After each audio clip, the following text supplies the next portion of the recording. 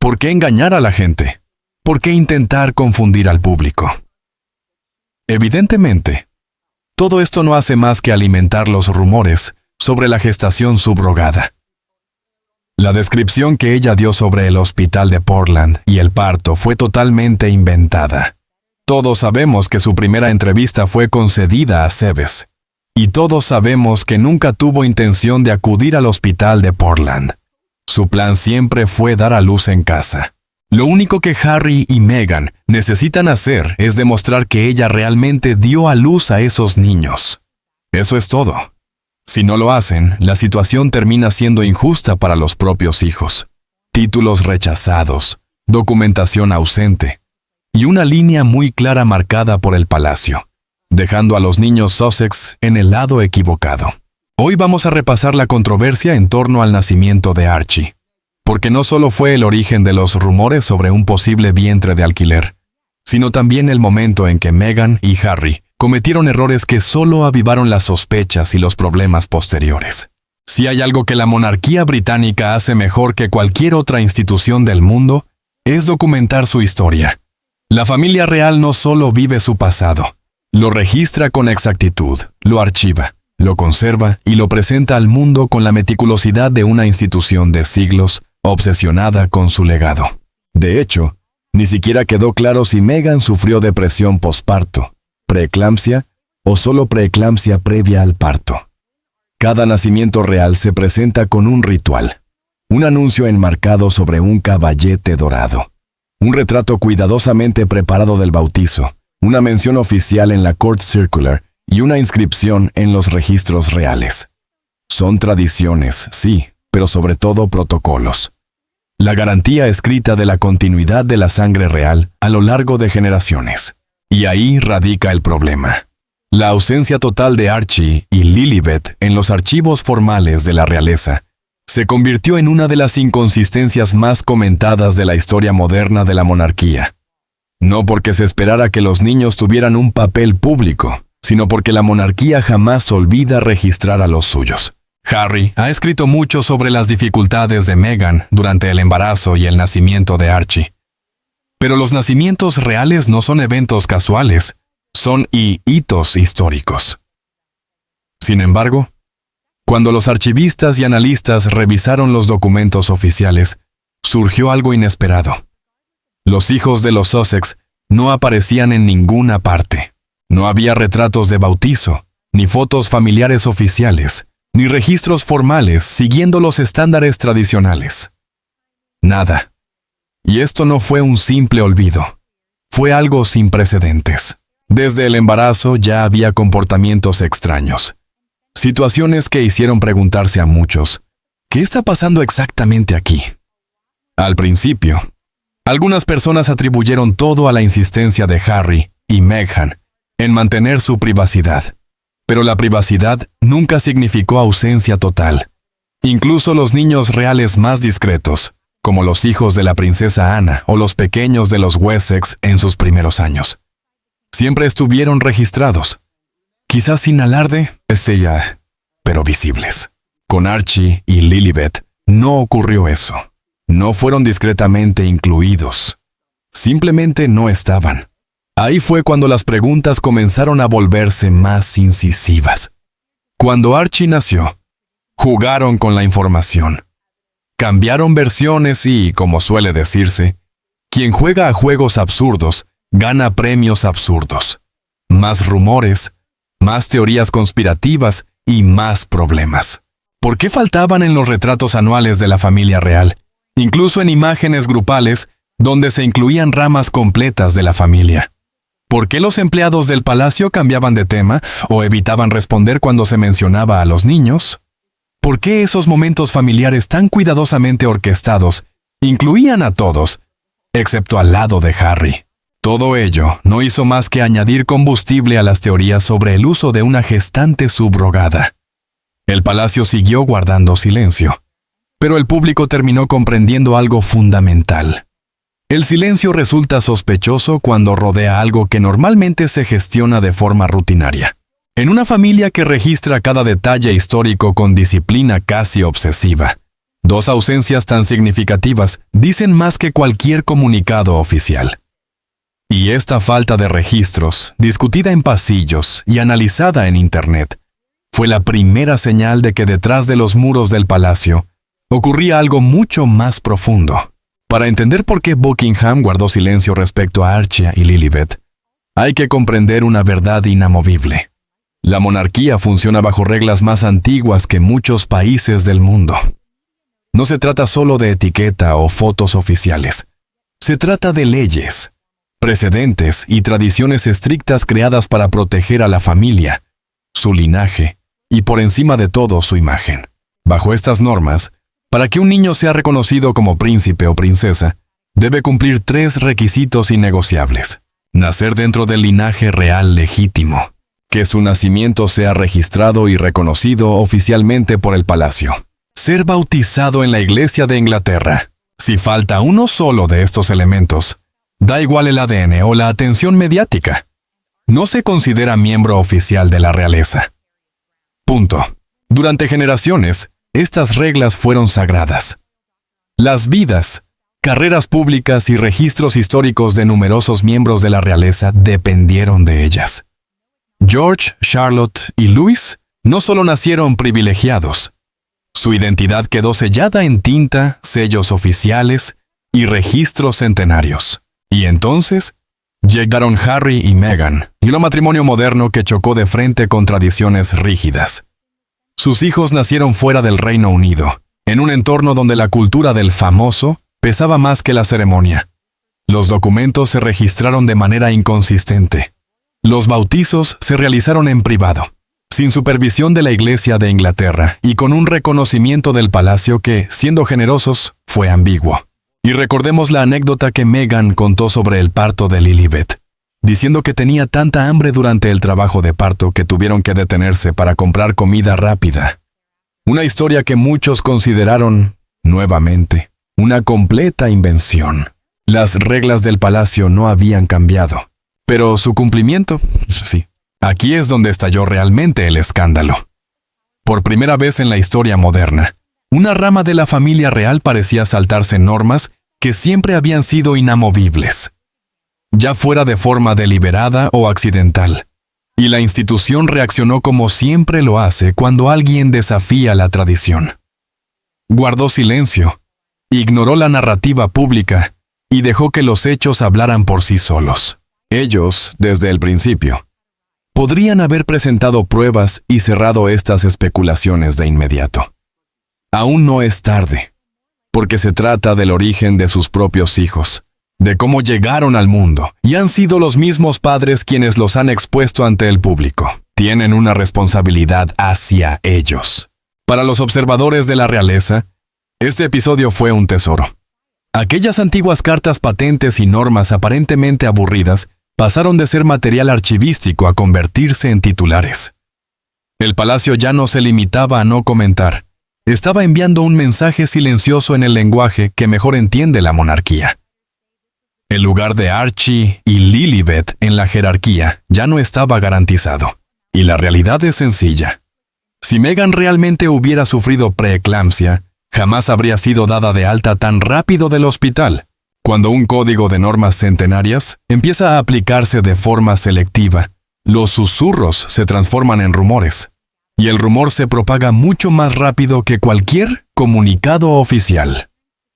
El silencio del palacio no era solo silencio, era una advertencia enviada directamente al otro lado del Atlántico, y quienes conocen los protocolos la entendieron perfectamente.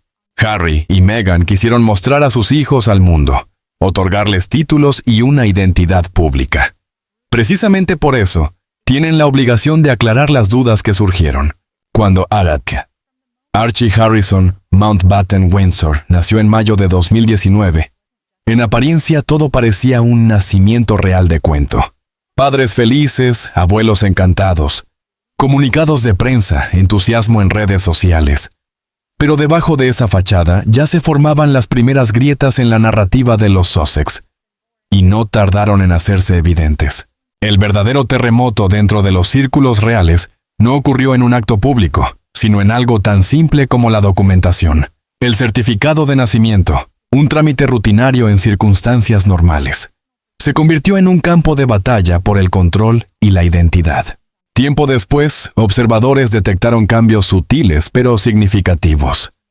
El nombre de Meghan, que debería haber aparecido claramente como madre del bebé, fue sustituido por su título: Su Alteza Real, la Duquesa de Sussex. Un título en lugar del nombre de una madre. Un sello institucional sustituyendo el vínculo humano. Los hijos de la princesa Catalina muestran un patrón clarísimo en sus documentos. Sus registros siguen la tradición con total normalidad, algo muy distinto a lo que se hizo con Archie. Para quienes conocen el funcionamiento interno del palacio, esto no era un pequeño error administrativo, era una señal de alerta. Modificar un certificado de nacimiento real no es algo que se haga a la ligera. En el contexto monárquico, puede significar desacuerdo, intervención o, en casos más graves, cuestionamiento de legitimidad. Historiadores y archivistas captaron inmediatamente la atención. Ese documento ya no reflejaba solo un nacimiento, sino una postura política. Para muchos, no tenía sentido si se comparaba con los detalles contradictorios del embarazo. Mientras tanto, la prensa detectó incoherencias. Los comunicados estaban perfectamente elaborados, pero las apariciones públicas y las fotografías oficiales mostraban a un niño presente en los medios, pero ausente en las estructuras formales que definen a la realeza. Los aficionados a la monarquía, siempre atentos a cualquier detalle, comenzaron a analizar registros, compararlos con tradiciones de siglos e identificar discrepancias. Y entonces llegó la pregunta inevitable: ¿por qué el palacio permitió que se reescribiera el certificado de nacimiento? ¿Por qué sustituir el nombre de la madre por un título? ¿Era un rechazo sutil hacia Meghan? ¿Una declaración sobre su posición dentro de la jerarquía? ¿O algo más explosivo? ¿Una insinuación sobre el estatus oficial del niño? A los ojos de muchos, este cambio fue la primera grieta evidente. El primer choque real entre el relato de Meghan y Harry, y un sistema construido sobre normas que no se negocian. El palacio no necesitaba hablar. La modificación hablaba por ellos. Archie, en lugar de ser una celebración sin complicaciones, ya se había convertido en objeto de especulación. Una especulación que solo crecería cuando naciera Lilibet. Cuando Lilibet Diana vino al mundo en 2021, se esperaba un evento meticulosamente preparado, como dicta la tradición real. Pero nada, absolutamente nada, se desarrolló como marcaba el protocolo. No hubo médico real presente, ni personal del palacio controlando el proceso, ni anuncio en caballete dorado, ni aparición pública, ni mención en la Court Circular. El nacimiento se comunicó únicamente mediante un comunicado emitido desde California, más propio de celebridades de Hollywood que de la familia real británica, famosa precisamente por sus rituales ancestrales. Además, cuando nació Archie, los Sussex ocultaron la noticia durante más de 8 horas, y luego difundieron un comunicado confuso que sugería que Meghan había entrado en trabajo de parto cuando en realidad el bebé ya había nacido. Para Buckingham, el nacimiento de Lilibet prácticamente no existió. No hubo registros, ni confirmaciones, ni reconocimiento oficial, ni inclusión en la línea sucesoria. Para el palacio, si un nacimiento no queda asentado en los documentos, no existe. Esa es la dura realidad del protocolo real. Lilibet nació, sí, pero dentro del marco legal y ceremonial que define la realeza, simplemente no figuraba. Algunos en la corte lo calificaron de inédito. Otros murmuraron que los Sussex habían roto, de facto, con la tradición sin necesidad de firmar un divorcio institucional. Pero para quienes conocen la historia, la señal era otra. Esto era un castigo silencioso. Ni siquiera el nombre. Lilibet Diana, un homenaje tanto a la reina Isabel II como a la princesa Diana, bastó para otorgarle un lugar en los registros oficiales. Ella existía para la opinión pública, pero era invisible en la jerarquía formal. Y con cada evento real posterior, quedó claro que la monarquía no está diseñada para adaptarse a estrategias mediáticas ni a campañas hollywoodenses. Las reglas existen para ser seguidas, no reinterpretadas. El reconocimiento, en este contexto, no es decir, no es un elemento opcional. Y la consecuencia fue evidente. Tanto los medios como el público se sintieron engañados, porque efectivamente lo fueron. Aunque, como ya se ha dicho, que Harry y Meghan no siguieran cada paso del protocolo, podría entenderse hasta cierto punto. Lo cierto es que la realidad es que desviarse de las normas solo alimentó la confusión. Las columnas de chismes estallaron. Los debates en redes se multiplicaron. Para algunos, aquello fue un gesto calculado, una jugada del palacio para reafirmar su autoridad frente a la narrativa independiente de los Sussex. Otros afirmaron que se trataba de proteger la pureza de las normas sucesorias, recordando que en la realeza la ceremonia y el linaje pesan más que cualquier fama mediática. Fuera cual fuera la explicación, el resultado fue el mismo. El nacimiento de Lilibet se convirtió en el primer ejemplo moderno de un niño celebrado, querido y fotografiado, pero que quedaba en un limbo institucional. Existía para el mundo, pero no para la institución que define lo que significa ser real. La ausencia de comentarios por parte del palacio fue ensordecedora. En ese silencio se escribió una historia sobre control, tradición y poder discreto. Una historia que definiría durante años la relación de los Sussex con la monarquía. Lilibet había nacido, sí, pero en los registros reales, sencillamente no figuraba. Se dijo que había sido llevada apresuradamente a Frogmore Cottage, no a Kensington Palace. Y esta contradicción tampoco ayudó. La monarquía no es solo una familia reinante. Es una institución religiosa y política con siglos de historia y normas que se asemejan más a leyes sagradas que a simples tradiciones. Cada príncipe y princesa está vinculado a la Iglesia de Inglaterra. El bautismo, lejos de ser un rito íntimo, es el acto que consagra oficialmente a un niño dentro del linaje real. Sin él, un nacimiento es solo un hecho biológico, no un evento histórico. Y en el caso de Archie y Lilibet, ese paso crucial fue omitido de manera silenciosa, pero definitiva. Fuentes cercanas a los Sussex confirmaron que ambos fueron bautizados en ceremonias privadas en Estados Unidos, sin la supervisión de la Iglesia de Inglaterra. Ningún capellán real estuvo presente. Ningún registro en el Reino Unido fue actualizado. Ningún documento eclesiástico los incorpora a la línea histórica que durante generaciones ha definido quién es y quién no es verdaderamente real. Para los expertos en protocolo, este fue el verdadero punto de inflexión. El momento en que la institución marcó su límite. Las reglas no son sugerencias, son normas inflexibles, y sin un bautismo oficial en la Iglesia de Inglaterra, el estatus de un niño no existe para la corona, por mucho que haya entrevistas en Netflix o portadas de revistas. En otras palabras, Archie y Lilibet eran celebrados internacionalmente, pero invisibles en el único espacio donde su reconocimiento tendría valor real. Mientras tanto, los rumores crecían sin control. Las fotos familiares mostraban ausencias llamativas.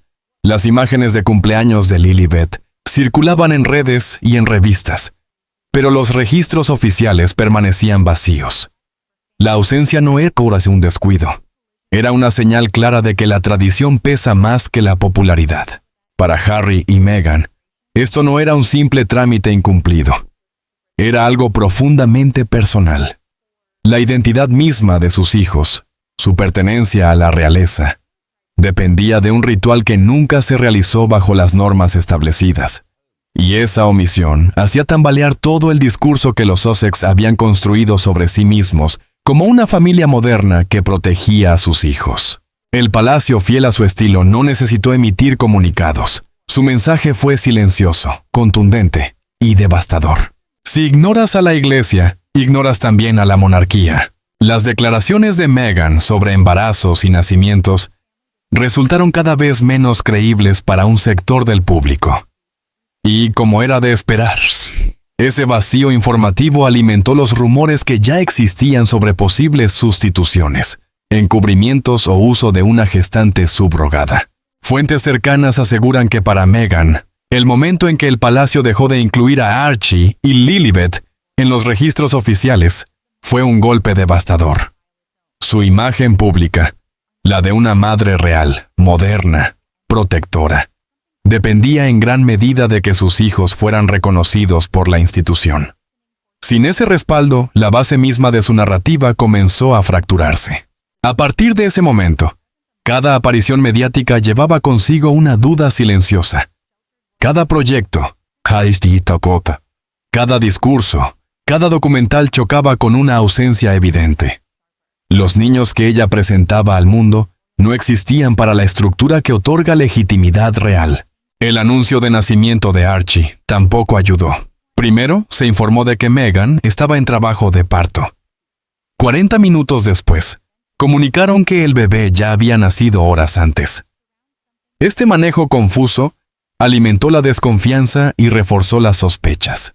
Mientras tanto, Harry, detrás de cámaras, realizaba llamadas desesperadas al palacio. No negociaba títulos ni compromisos públicos. Llamaba como padre, solicitando reconocimiento para sus hijos. Estas conversaciones, según fuentes internas, fueron repetidas, tensas y cada vez más frustradas. Harry pedía claridad sobre algo que para él debería haber sido automático: inclusión, legitimidad y pertenencia. Para él, el tema no era burocrático sino emocional. Y cada respuesta evasiva del palacio reforzaba un mensaje tácito. La institución no estaba dispuesta a reescribir reglas centenarias por la narrativa personal de los Sussex.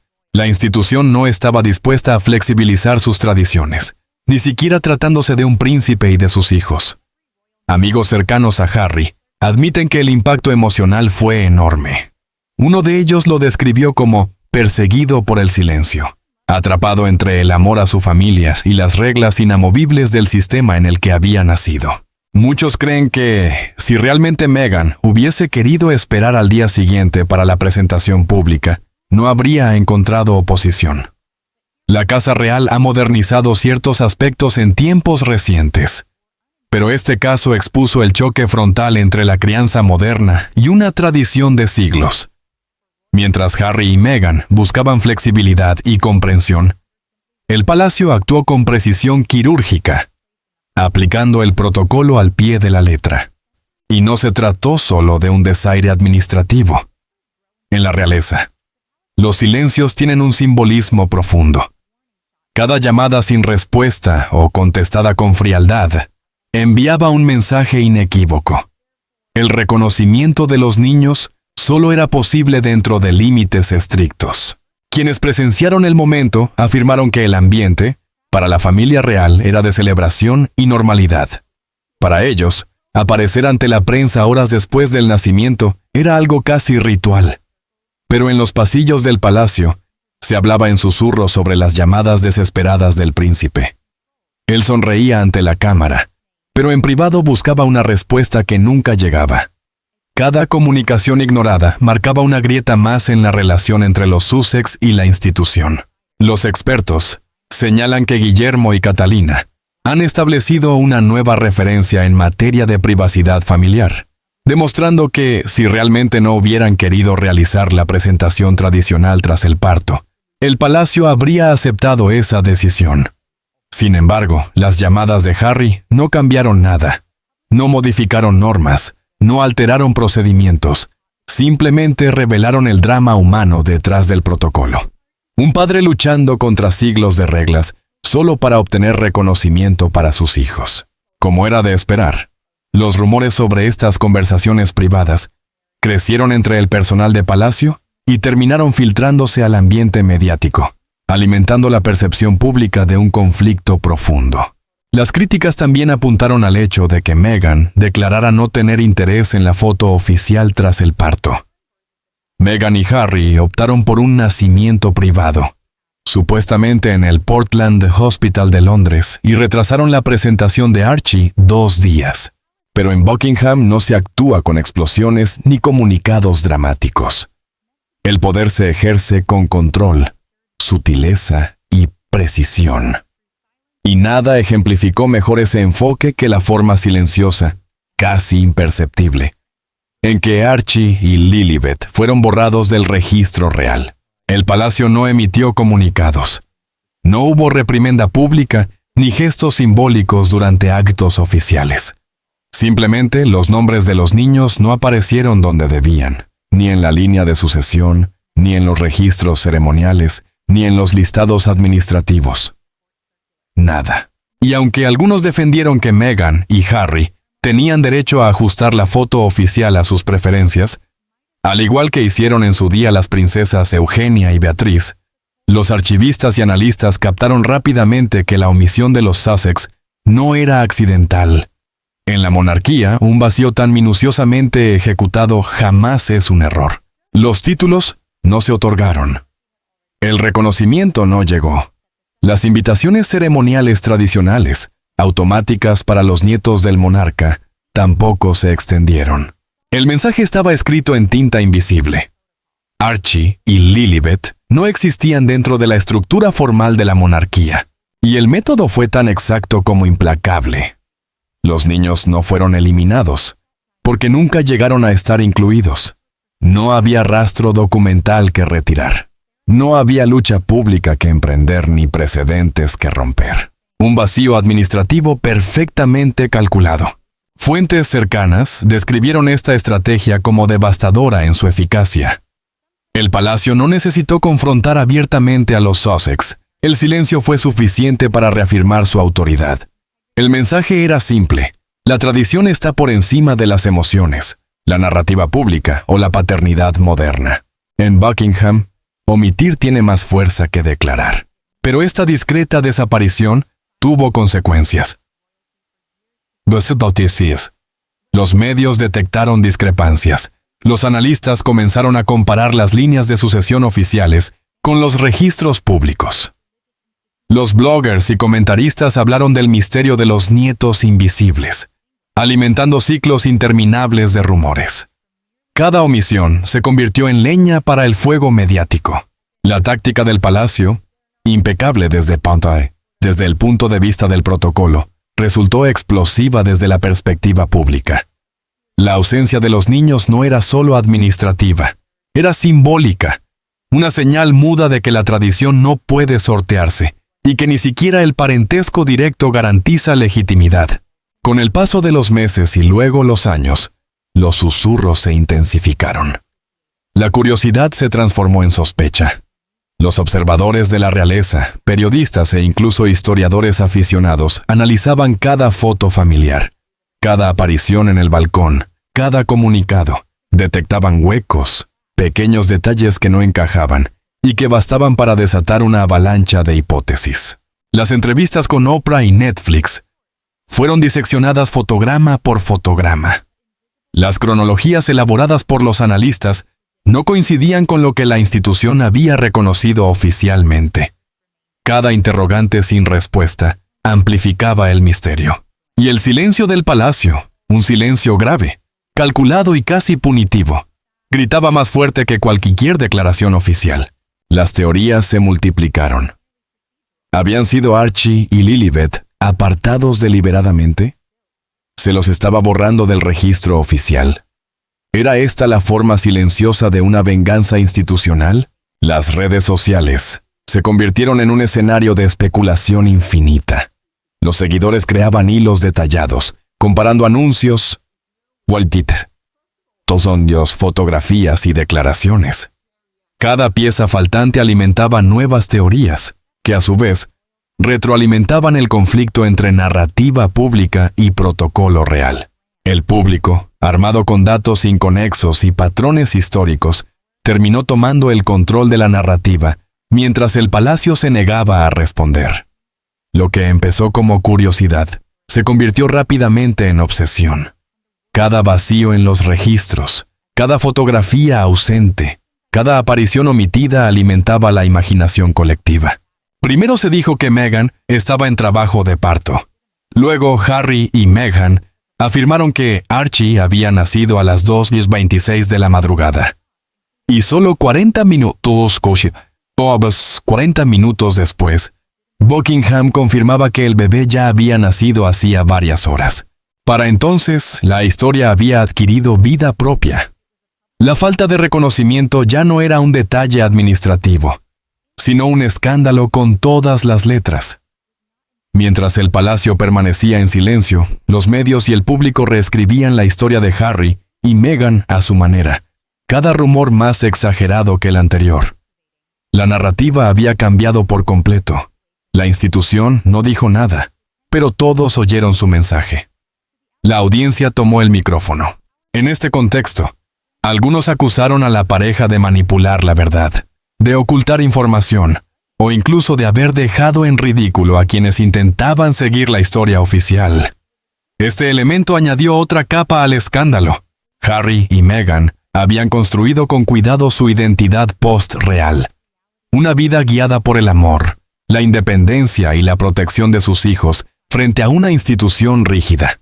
Cada entrevista, cada serie documental, cada producción de Netflix mostraba a una pareja empoderada, decidida a relacionarse con la realeza según sus propios valores.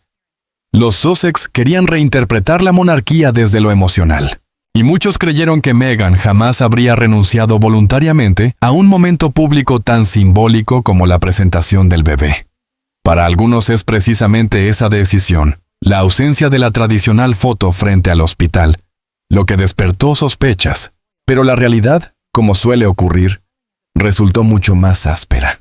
Tras las puertas de Buckingham, los hechos contaban otra historia. No hubo médicos reales en ninguno de los dos nacimientos. Los niños fueron bautizados fuera de la Iglesia de Inglaterra.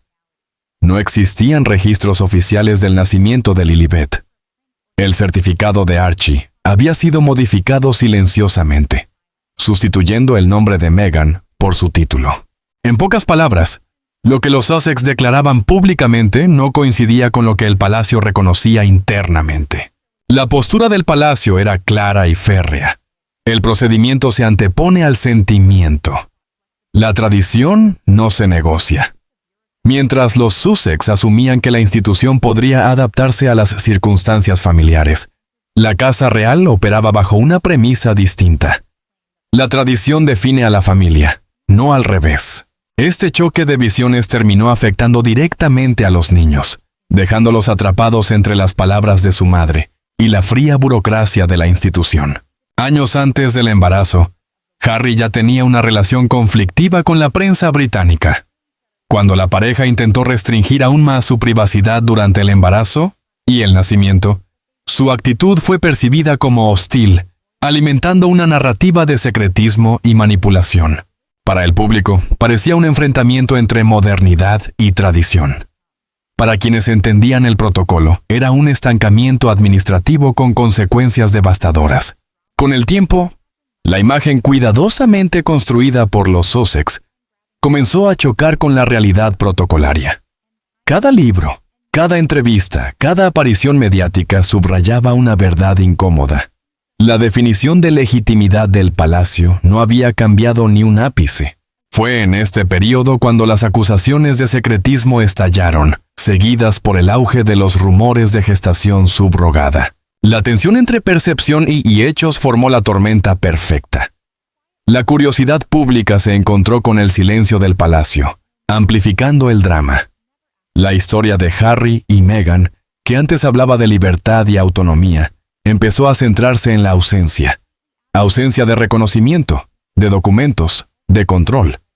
Comparados con Guillermo y Catalina, todo parecía aún más desconcertante. Meghan, en entrevistas posteriores, afirmó incluso que Archie había sido privado de su título por razones institucionales, insinuando motivos raciales.